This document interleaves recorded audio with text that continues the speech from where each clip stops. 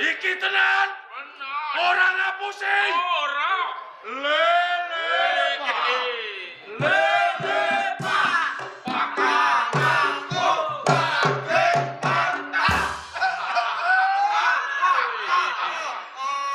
Lele yu.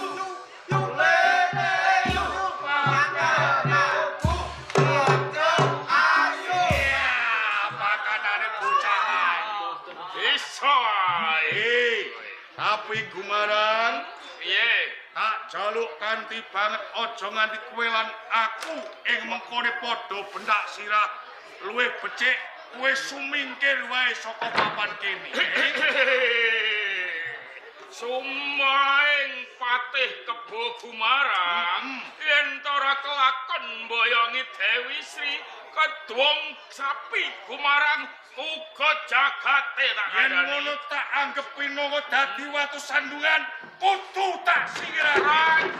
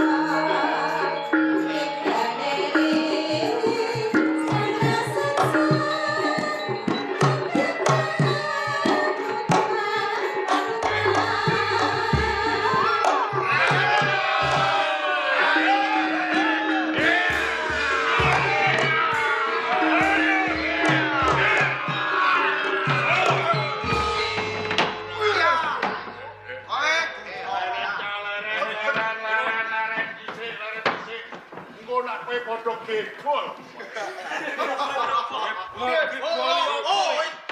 Patih Sapi Kumara. Nggih, sinuwun Prabu Raja Muka. Ing ngarep sira ndautus supaya Pramila saking menika kula nggadahi pemangki. Monggo sareng-sareng panjenengan lan kula minggah wonten ing kayangan Salendra Bawana nglamar lan Dewi Sri.